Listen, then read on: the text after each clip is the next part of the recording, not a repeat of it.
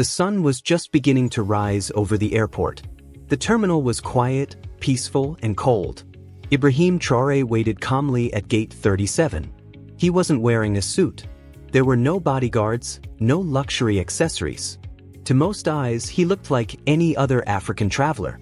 But this man was no ordinary passenger. He was IBRAHIM Traoré, the president of Burkina Faso. He preferred to travel this way, humble, private, unannounced. No cameras, no loud declarations. That was his style. He believed in walking with the people, blending in, staying rooted. His return from a diplomatic visit to Europe was no exception. The trip had been important, talks on gold sovereignty, Africa's future, but now, all he wanted was to get home. As he approached the Air France flight to Ouagadougou, he offered a warm "Bonjour, Xavier" to an airport worker who smiled back, unaware of the identity of the man he greeted. That was how Traoré liked it. He boarded the plane quietly, gave a polite nod to the flight crew, and settled into business class, seat 2A by the window. No one noticed him, or so it seemed. Just a few rows behind him, whispers began. A senior French businessman, the CEO of a major energy corporation, was also en route to Burkina Faso. He was accustomed to red carpets, champagne, and VIP treatment. But today, when he reached the gate, airline staff informed him that business class was fully booked. He didn't take it well. Refusing to accept the word "no," he made a scene. "I am a strategic partner in numerous African projects," he declared, as though that exempted him from airline policies. Gate agents scrambled, checking tablets and whispering among themselves. The truth was simple: all seats were taken. But the CEO insisted. Eventually, a senior flight attendant was summoned. She was tall, white, dressed crisply in an Air France uniform. Her name was Claire. With a stiff smile, she boarded the plane. Her sharp eyes scanned business class, pausing when they landed on a dark-skinned man in seat 2A. No flashy watch. No entourage. Just a black man in a hoodie. She leaned toward another attendant. "Probably a mistake," she whispered. Approaching him with that same polite but firm tone, she said, "Monsieur, may I see your boarding pass?" Traoré looked up, nodded calmly, and handed it to her. She examined it, then looked back at him. The seat number matched. But something in her expression said otherwise. Something told her he didn't belong. Moments later, she returned. This time, her smile was thinner. "Sir, I'm sorry, but we may need to move you to accommodate another passenger. Would you mind relocating to economy? We'll compensate you." It was quiet, but it cut like a blade. Traoré raised an eyebrow. "And why me?" "No reason, sir," Claire said quickly. "Just a small adjustment for our guest." "A guest more important than me?" he asked, still composed. She didn't answer. Around them, passengers began to sense something was off. No one said a word. "I'll stay in my seat," Traoré said quietly. Claire was stunned. She wasn't used to that kind of resistance, especially not from an African passenger. Especially not during her shift. Her tone turned colder. "Sir, I insist. This is for operational reasons." "If it's operational," he replied, "then please explain why I was chosen, and no one else." She froze. Others in business class were now watching closely. A man lowered his newspaper. A woman stopped typing. The energy shifted. Claire walked quickly to the cockpit, whispered to the captain, and returned with a new tactic. This time, she didn't bother with Traoré. She approached another black man. Then another. Asking them, only them, to move. That was her second mistake. Traoré watched silently. Calm but deeply aware.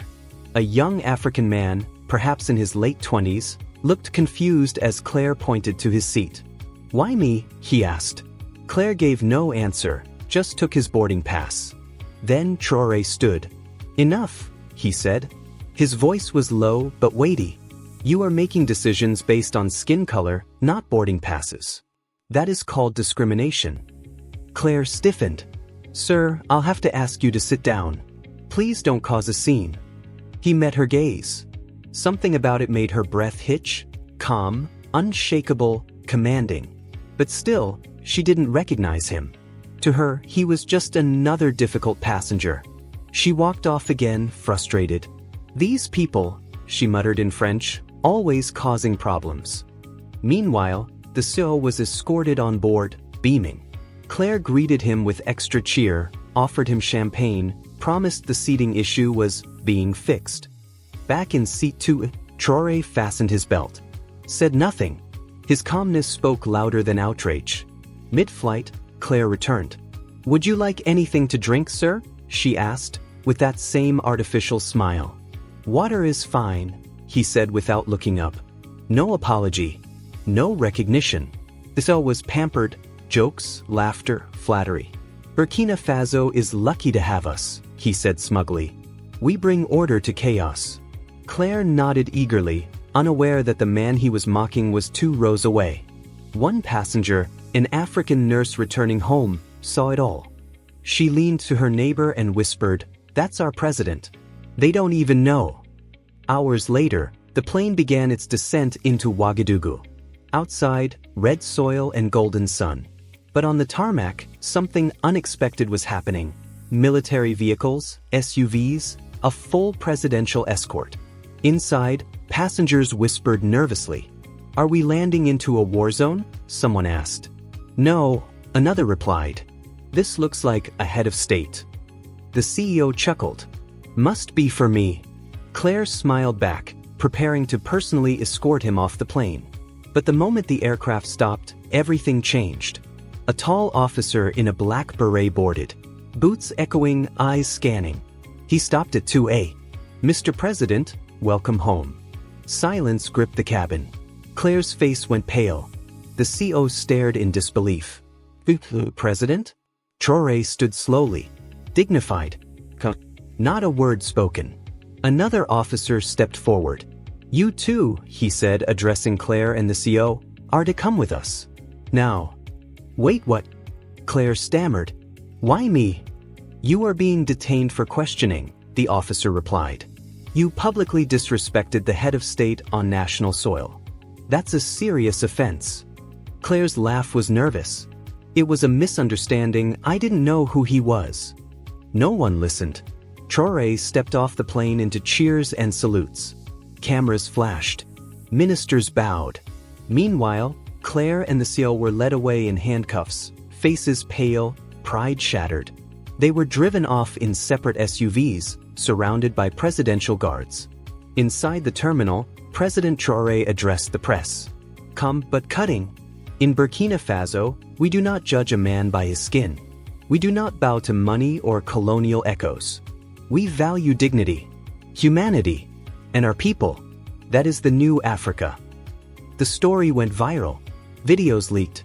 Hashtags exploded. Hashtag Respect Africa. Hashtag I Stand with Burkina. The CEO faced charges in both Burkina Faso and France. No immunity. No influence. Justice would be equal. Claire, now detained, broke down in tears during questioning. "I didn't know who he was," she sobbed.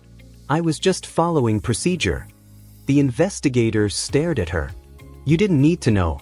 You just needed to treat him like a human being." Air France issued a cold apology. Burkina Faso called for a boycott. Other African nations joined. President Traoré never gloated. He simply returned to his work, building, defending, leading. But that quiet moment on a plane? That became legend. A hoodie. A hidden identity. A powerful insult. A lesson the world would never forget.